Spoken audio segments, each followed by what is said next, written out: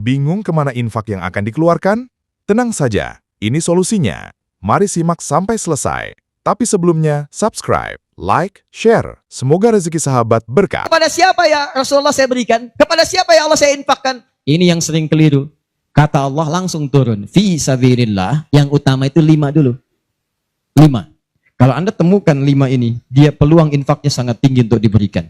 Siapa mereka ini? Ada di Quran surah kedua ayat 215. Paling kanan sebelah bawah. 5 orang ini siapa? 1. Lil walidain, orang tua. Ini orang tua ini nggak pernah minta, jarang sekali. Cuman kita yang mesti paham. Kan sama, antum pun suka ngasih isyarat. Mama. Oh mau makan. Makan. Mama. Boneka. Antum setelah dewasa mesti paham. Kadang-kadang orang tua tuh nggak minta. Nggak pengen nyusahin anaknya. Padahal orang tua udah susah. Melahirkan susah, mengandung juga susah, merawat susah, menyusui susah. Sudah dewasa pun antum masih susahin juga. Kapan antum berbaktinya? Kadang-kadang cuma nanya, nelpon apa kabar. Padahal di rumahnya itu Masya Allah lagi kurang beras. Beras kurang, listrik belum dibayar. Kirimkan, sebelum diminta kirimkan. Itu begitu antum kirimkan, demi Allah saya katakan. Di hadis Al-Bukhari, di kitab Al-Adabul Mufrad, bukan cuma mendapatkan lipatan pahala kalikan 700 lebih, tapi ridha Allah turun ke tempat antum pada saat itu. Kalau sudah turun, semua doa yang antum mintakan minimal akan dijawab pada saat itu. Wal aqrabin, kerabat terdekat. Kerabat dibagi 2.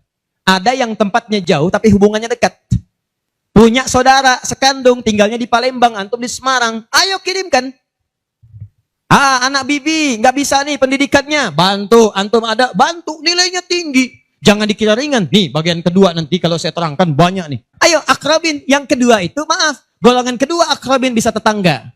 Orang yang tidak ada hubungan famili secara mahram cuma tetangga antum. Tapi kalau yang kedua ini, Allahu Akbar, indahnya Al-Quran. Cek oleh antum, silahkan cek. Walaupun beda agama, itu tetap ada peluang infak. Gak ada ketentuannya kecuali di Quran.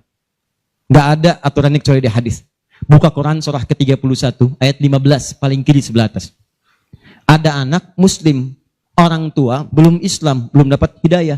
Kata Allah, urusan untuk ibadah pisahkan. Tapi kalau urusan dunia bagi. Jangan dikira tetangga antum yang muslim saja. Mungkin kita ada non muslim samping kita.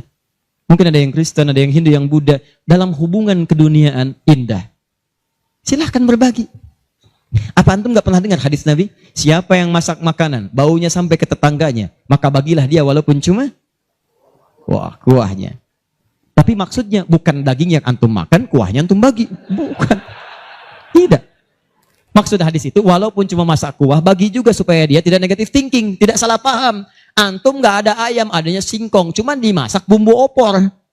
Bumbunya opor, tapi dagingnya singkong. Dimasak gak antum bagi, tetangga bilang, oh masak opor enak nih, padahal singkong. Dibagi walaupun cuma kuahnya. Tapi pertanyaan saya, apakah hadis itu mengatakan kalau tetangga anda muslim saja? Tidak. Never. Walaupun dia non muslim, masak. Bagikan sebelum dia menghirup baunya, ketuk pintunya. Begitu diketuk dia keluar. Ada apa Pak? Ini ada makanan, walaupun sedikit, mudah-mudahan bisa bermanfaat. Bapak baik sekali, terima kasih. Bukan baik, Allah yang memerintahkan saya untuk berbagi. Dan saat itulah kalimat Allah mengalir di hati yang paling penting, menghunjam ke jiwanya. Masuk jadi hidayah. Nah, pertanyaan saya, antum punya agenda berapa untuk infak tuh? Coba lihat, kadang-kadang kan ada anak yatim samping. Gak usah terpikir banyak uang, pakaian. Buka ya, buka tuh pakaian antum. Masuk ke kamar, buka. Begitu dibuka, berapa banyak koleksi pakaian antum? Coba cuma pesen ya, cuma pesen 1 aja. Mohon maaf ya, maaf sekali. Jangan sampai ada pakaian, walaupun sehelai itu, yang belum pernah dipakai ibadah. Usahakan setiap yang kita gunakan jadi saksi di akhirat bahwa dia pernah dipakai ibadah. Karena semua akan bicara.